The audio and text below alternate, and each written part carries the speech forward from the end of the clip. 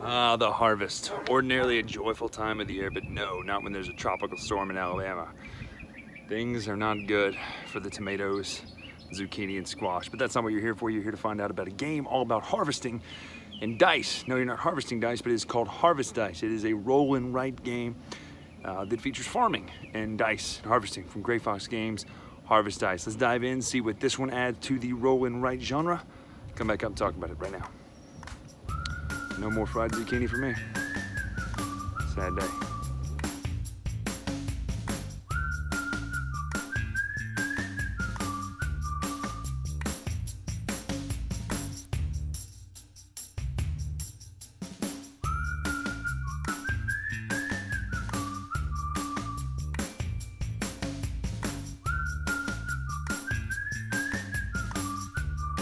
But let's take a look at how the game plays in this roll and write game all about farming.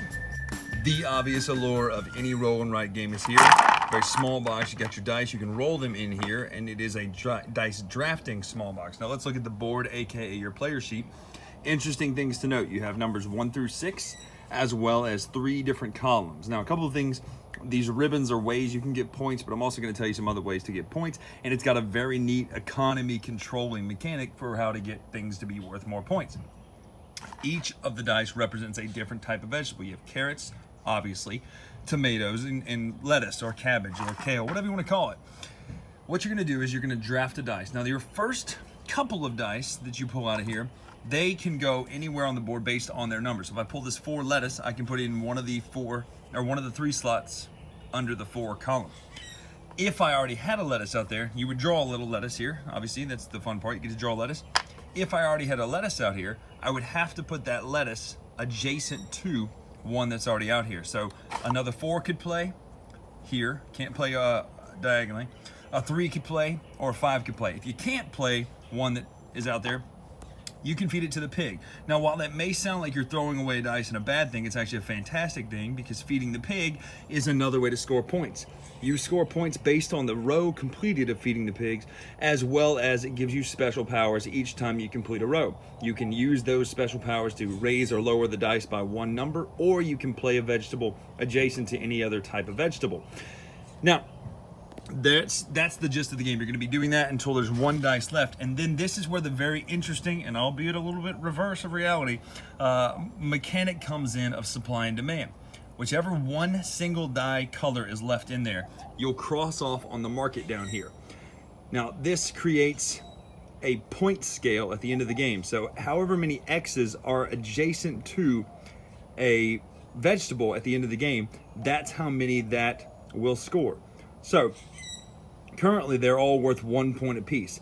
If you start crossing off carrots and each round carrots are left behind or lettuce are left behind, the value of those toward the end of the game is going to go up for their points. Now, you also score points if you complete a row, you gain 5 points. If you have the most of each type of vegetable, you gain 5 points. If you have fed the pig the most, you gain 5 points.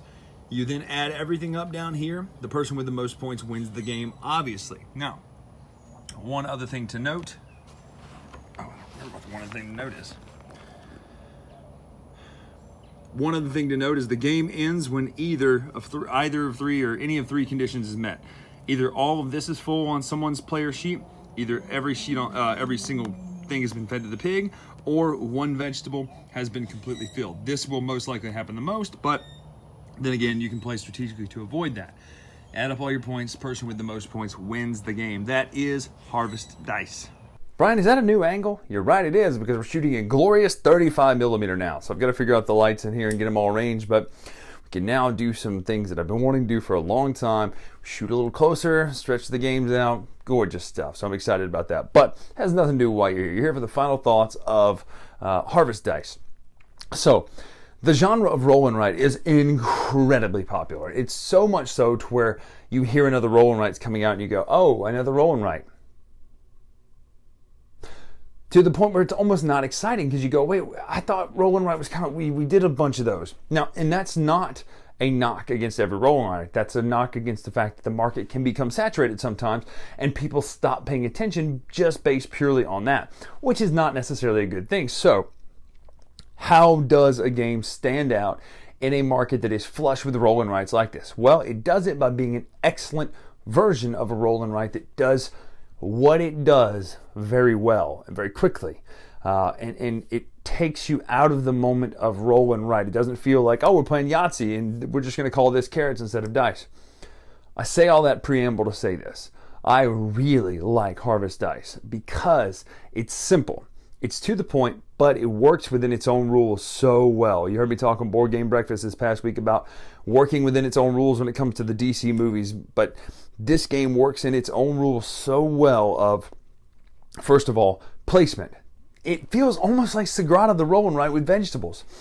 It's the placement aspect, first of all, the idea that you have to put, vegetables adjacent to other vegetables if they're on the board already. If they're not on the board, you get a little fast and loose, but once they hit the board, then you got to start being careful and not blocking and cutting yourself off.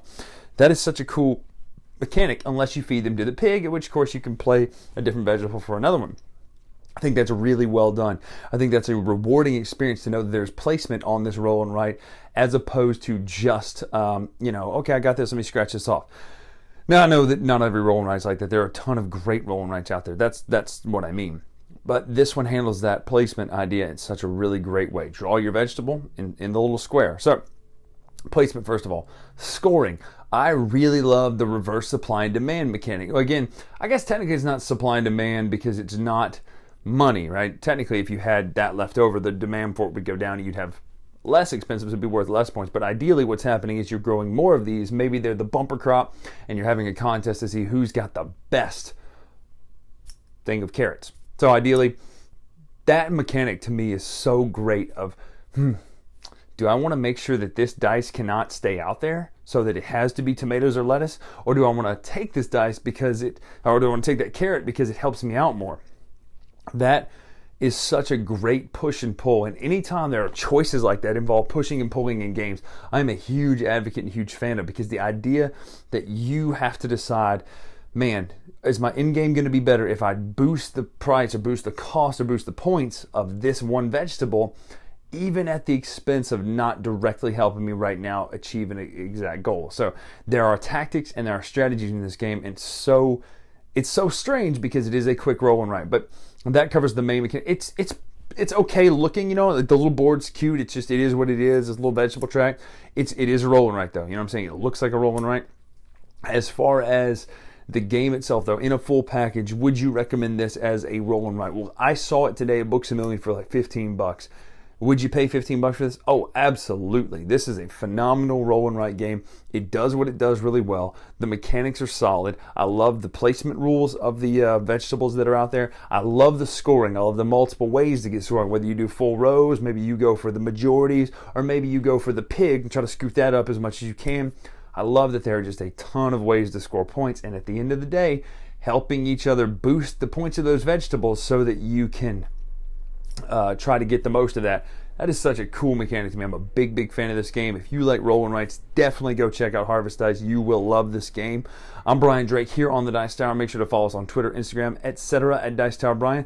Till next time, we'll see you right here in glorious 35 millimeters. Look. So close that I just knocked over the stack of games behind me. But I'm right here. Look, I'm right here. The camera's right there. I can almost touch it. As opposed to being all the way across the room in 50 millimeters. Some of you don't care at all what I'm saying right now. But those of you who know, you know. We'll see you.